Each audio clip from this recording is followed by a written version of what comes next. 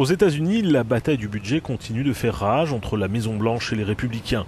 Actuellement, un Congrès totalement divisé tente de maintenir le portefeuille gouvernemental ouvert après le 30 septembre. Et pour ce faire, il s'agira de présenter à temps un budget pour la nouvelle année fiscale qui débute le 1er octobre. Mais la véritable date limite se situe entre le 18 octobre et le 5 novembre, quand le pays atteindra le plafond de la dette, laissant le gouvernement fédéral sans le sou. Le choix semble difficile, soit le Congrès remonte le plafond de la dette ou le gouvernement américain fait défaut. La Maison-Blanche a averti à de nombreuses reprises de ce qui se passerait si le plafond n'était pas relevé. Écoutez cet analyste politique de l'Urban Institute, Roberton Williams. L'une des choses qui va se produire, si on en arrive à cette extrémité sans avoir de réel accord sur le relèvement du plafond de la dette, les marchés de crédit seront bouleversés.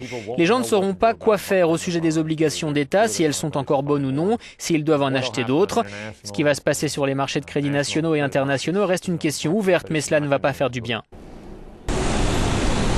Pour rendre les choses encore plus compliquées, un groupe de quelques 130 conservateurs républicains du Congrès, appuyés par des groupes de pression comme celui de l'Heritage Foundation, veulent se débarrasser de la loi sur le système de santé appelé Obamacare.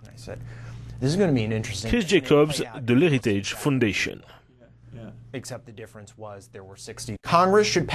Le Congrès doit passer une loi de financement pour le gouvernement fédéral tout entier, pour les routes, les parcs nationaux, l'armée et toutes les fonctions essentielles du gouvernement fédéral à l'exception d'Obamacare.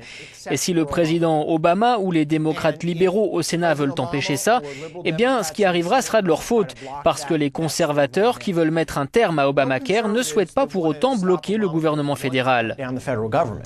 Supprimer les fonds d'Obamacare signifierait interdire que les fonds fédéraux soient utilisés pour mener à bien les dispositions de la loi sur la santé. Les démocrates considèrent qu'Obamacare, qui a été adopté par le Congrès, signé par le président et confirmé par la Cour suprême, comme un achèvement historique du mandat de Barack Obama. La plupart des observateurs considèrent qu'éventuellement le conflit sera résolu à l'américaine, c'est-à-dire par un accord de dernière minute qui ne contentera personne. Mais d'ici là, la bataille du budget aura fait de nombreuses victimes politiques. Stéphane Grobeux depuis Washington pour Euronews.